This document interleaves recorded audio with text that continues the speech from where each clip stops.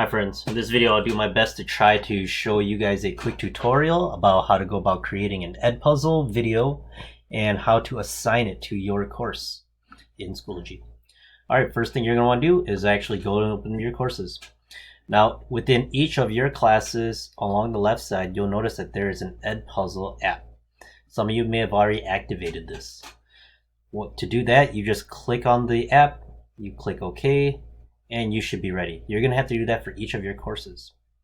Now, going into our edpuzzle.com, you will be able to log in to your teacher account using your 62 credentials, and you should be hooked up with the North St. Paul Maplewood District one.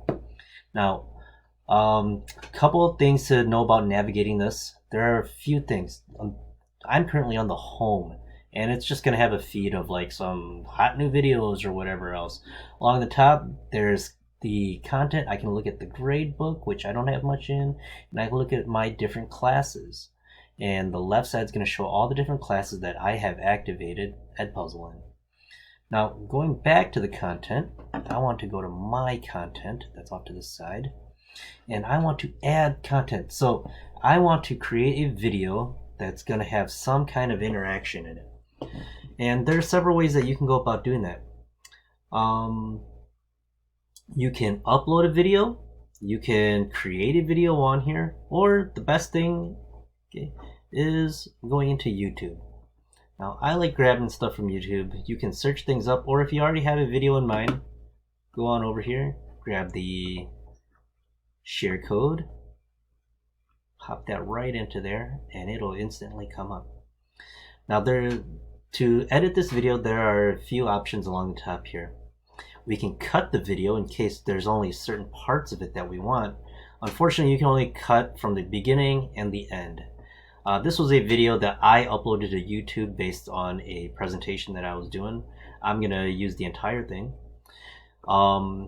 If you upload directly from your Google Drive, you can add a voiceover. Unfortunately, if the video is being hosted through YouTube, you are not allowed to do a voiceover narration, but you can still add questions. And there are basically three types of questions: multiple choice, open-ended, and you can leave a note, which doesn't require students to interact with.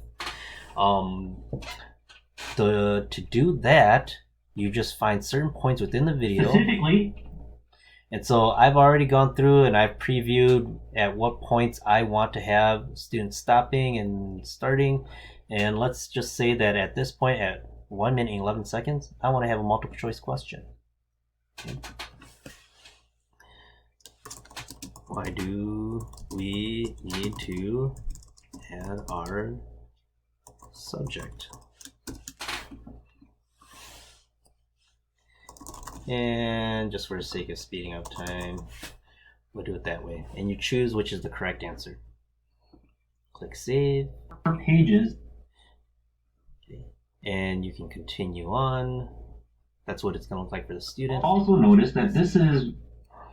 Find the other spots. You can add the notes or open any questions. When you're done with it, you click finish. And here is where you can preview it just to see if that's the way that you wanted it to go. I'm going to jump, and you can shift these around as well. Pages. But I'm going to jump right to it. And here's what the question is going to look like. This is how it will look like to the student. All right. So for the sake of saving time, let's go back to the content. Go to my content. And let's take one that I've actually already prepared. This one has 5 questions in it.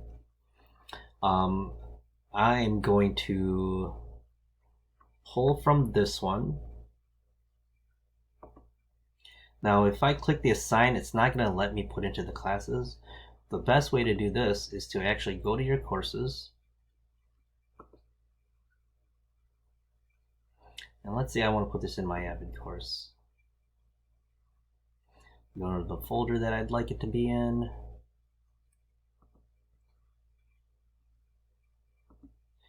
And here's where we'll do it. You would add materials. You can do it this way, or if you're more used to doing it this way, off to the side here, EDpuzzle, and it'll pull from your different content. So I'm going to choose which one I want to use. Let's say I use that one. I'm going to go to assign. Now this is going to give you a couple options. Do I want to prevent skipping? Do I want students to be able to skip through this thing? I generally like to prevent skipping. I want them to have to watch the entire thing and answer the questions. We'll assign that way. Now there's one more step that you've got to do. In order for you to actually be able to see the results and student progress, go into your settings tool, hit edit, and we're going to need to enable grading. I'm going to make this ungraded and use the middle school stuff. All right, so now when I open this up, I'll be able to view student progress per question. And we'll be seeing how students answer each of these. All right, have fun with EDpuzzle, play around with some of the features, and try to figure out how you can use this to support more student engagement within your classes with using video.